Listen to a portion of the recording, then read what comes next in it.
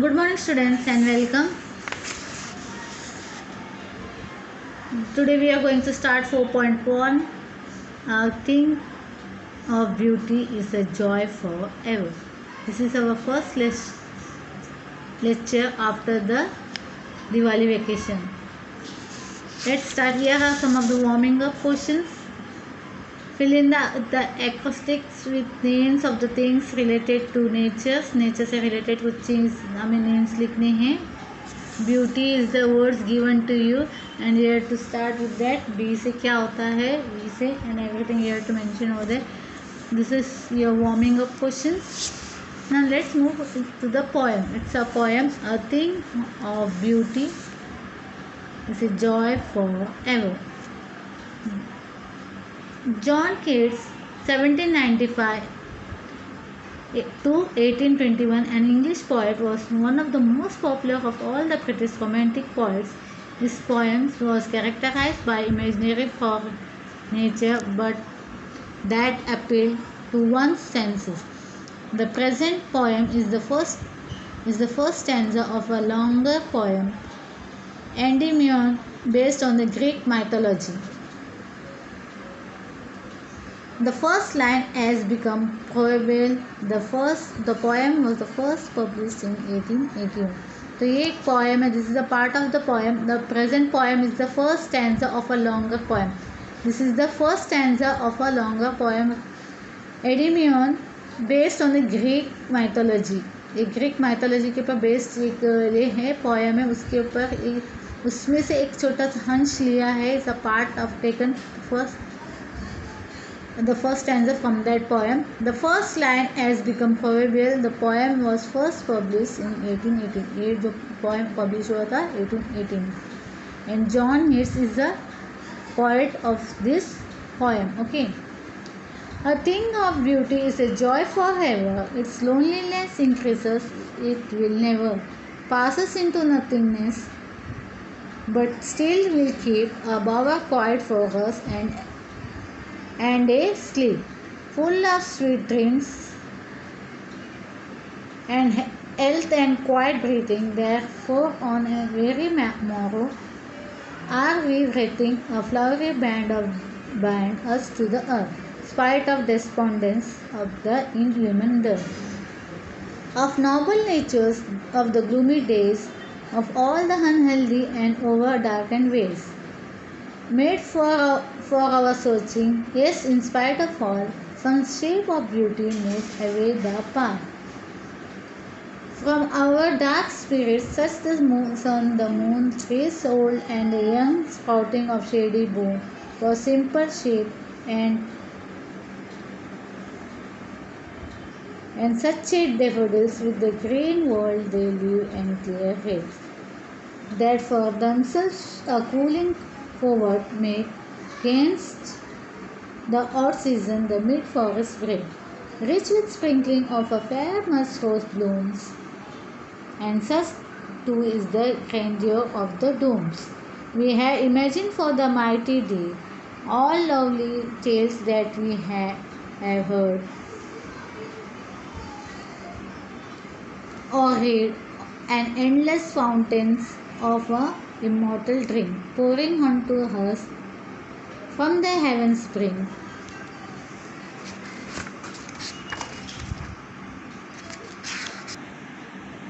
Nor do we merely feel this essence for one short hour. No one has the trace that whisper round the temple becomes soon dear as the temple self, so does the moon. The passion rosy, glorious infinite, haunt us till they become a cheering light unto our souls and bound to her so fast that whether that's by shine or gloom or overcast, they always must be with us or we die. John Keats. Now what is this poem? In this poem, the poet discusses about the nature. He tells us that the beautiful things are ending pleasure. जो दुनिया में हमें नज़र आती जो चीज़ें हैं they are endless. वो जो प्लेजर हमें देती, जो खुशी हमें मिलती है उस चीज़ से, नेचर से, दे आर एंडलेस. उसका कोई अंत नहीं है. समटाइम दैट ब्यूटीफुल इस एटर्नल, वो जो चीज़ें हैं वो अंदरूनी खुशी होती है, जो फीलिंग्स हमें यहाँ नेचर को देख के जो फील होता है, जो खुशी जो हमें मिलती है वो अंदरूनी होती है, जो कभी ख़त्म नहीं होती है। बाकी सारी चीज़ें हैं वक्त के हिसाब से वो बदलता जाता है, पर जो खुशी अंदरूनी जो खुशी है, जो चीज़ें हमें देख के हमें जो खुशी जो मिलती है वो एक अलग सा एहसास देता है। इट नेवर फेड्स अवे, वो जो चीज़ें हैं वो कभी भी ख़त्म नहीं होता है या धुंधला नहीं पड़ जाता है।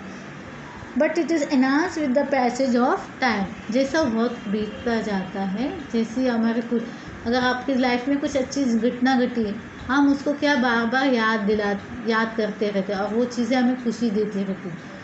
वो आंखों से ऐसा मन में ऐसा फील होता है कि वो चीज़ें अभी आपके साथ अब भी घटी है, वो कभी भी आपका जो याद है कभी धुंधला नहीं होता।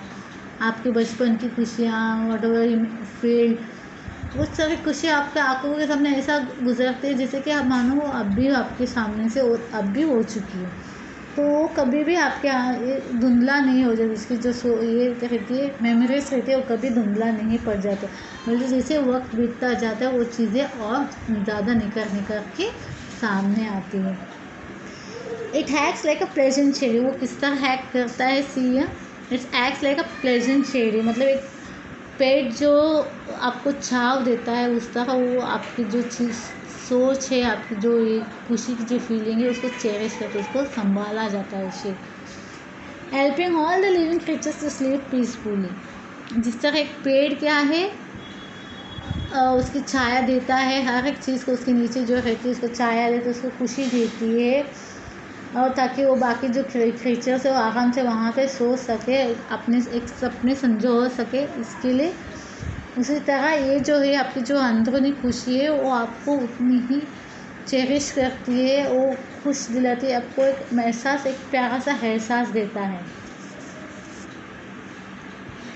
In spite of despair, spite in the inhuman death of noble nature, the gloomy death, अपने यहाँ लोग के बहुत ऐसे कम लोग मिलते हैं जो वाकई आपके लिए केयर करता है। काफ़ी सारे अभी इतनी सारे ये चीज़ें होती है कि हमें कोई सच्चा इंसान नहीं मिलता है, ऐसे सच्चे लोग, दिल के साफ सुथरे लोग नहीं मिलते। जो भी मिलता है ऐसा होता है बनावटी चेहरा लेके घूमते हैं, तो ऐसे लोगों के बीच में हमें आजकल सर्वाइव करना बोले तो बड़ी मुश्किल चीज़ें हैं। इसके लिए हमें हमेशा अच्छी चीज़ों का ध्यान रखना चाहिए, उसको इंस्पायर करना चाहिए, अपने नेचर को एडमायर करना चाहिए। जो ब्यूटीफुल थिंग्स हमें जो मिली है, जैसे सूरज है, चांद है, सितारे हैं, इन चीज़ को देखते हुए इसकी खुशियों को हम महसूस करें जो हमें नेचर से मिले। इससे ही आजकल के लोग जो है बनावटी है, हमेशा धोखा देने वाले रहते, काफ़ी अच्छे लोगों की हमें बहुत कम पहचान मिलते या पहचान होती है या मिलते हैं हमें अपने इसमें सफ़र में। तो हमें क्या करना चाहिए, you should enjoy the things with what we got from the nature, what we get from the nature, the sun, the moon, उसको हमें संभालना चाहिए, उनको हमें, इस धरती को हमें क्या है उनको बचाना चाहिए। ये चांद, ये सितारे, the trees and all, everything, the animals what we see, that is things we have to care for. Other beautiful things are also there in that is the flowers and the all. See trees, old, young, sprouting, shady, booms and ये सब चीज़ें इस greenery को, इस पेड़ पौधे को, फूल पत्तों को हमें क्या संभालना चाहिए। With the green world that they live and clear haze that are the themselves of cooling covered making against the hot season. The midst forest break. गर्मियों के सीज़न है, उसके वक्त हमें क्या है, that gives the sea. इन गर्मियों के सीज़न में भी जो पेड़ की छाँव है, फूल पत्तों की ये, पक्षियों की ये चीज़ें क्या करते हैं, हमें ठंडक पहुंचाती है। पोएट ये भी कहता है कि what's this ferns over here and all lovely tales that we heard us read, an endless fountain, an immortal drink pouring onto us from the heaven tree. जो चीज़ें हमें मिली है धरती से वो इमॉर्टल है, मतलब कभी न मरने वाली चीज़ें, उसे हमें संजोना आना चाहिए। We have to care for that things Nor do we really feel this essence for one short hour, not even as the streams that whispered round the temple become soon dear as the temple self, so does the moon. In nature हमें there are many wonderful tales. Okay, काफ़ी सारी कहानियाँ हमें है सुनी है. इसके अलावा जो नेचर ने हमें दिया है, सन, मून, स्टार्स, ये सब चीज़ें, फूल, पत्ते, पौधे, ये जो चीज़ें नेचर ने मिली, इसके अलावा भी हमें काफ़ी सारे कहानी विरासत में मिली है. We got it from legendary heroes. काफ़ी सारे कहानी, काफ़ी सारे ऐसे हीरोज़ है जो अपने वक्त में कितने हीरोइक काम उन्होंने किए. उनकी डेथ भी हमें इंस्पायर करती है कि हमें कुछ करना चाहिए. तो ये सब चीज़ें हमारे यहाँ, हमारे में वर्ल्ड में या अर्थ में ये सब चीज़ें है. तो ये सब चीज़ें हमें इंस्पायर करते हैं. वो इसका कोई ये नहीं जिसका तोड़ हम बोल सकते हैं, जैसा कोई तोड़ नहीं है जो दुनिया ने हमें दी है. प्लस जो हम कहानियाँ वगैरह सुनते, राजा महाराजा हो गए जिन्होंने अपने देश के लिए, अपने लोगों के लिए, जो भी हीरोइक लोग हैं उन्होंने क्या अपना बलिदान दिया. ये सब चीज़ें हमें क्या है, इस चीज़ को हम कुछ ये नहीं कर सकते, इनकार नहीं कर सकते. That are the things we got from and we have to उसको, इन सब चीज़ को हमें, ये चीज़ें हमें इंस्पायर करती है अपनी अच्छी सोच रखने के लिए. This beautiful things are like ऐसे एंडलेस सोर्स. ये सब चीज़ें क्या है, एक एंडलेस सोर्स की तरह जो कभी खत्म नहीं हो सकती, हमें कभी मर नहीं सकते, हमेशा ज़िंदा ही रहती है अपनी यादों में, अपनी इसको वो हमेशा जिंदा रहती है. So what in the end what the poet is saying, we do not feel like this quality for a short time, just like the trees around the temple become as a love to us, the temple itself, so do the moon. ये जैसे moon भी हमेशा जिंदा रहने जैसी चीज़ हमेशा हमारे साथ रहती है. Just like the trees around the temple become as a love to us, for the temple itself. वहाँ पे जो टेम्पल के आजू बाजू जो पेड़ पौधे हैं वो कैसे एक टेम्पल के होते, पर वो क्या सबको छाया देती है, सबको खुशी देती है. एक फीलिंग्स अलग से होती है. जब हम मंदिर में के अंदर प्रवेश करते तो हमारे एक फीलिंग, एक पावर एक अलग ही होता है.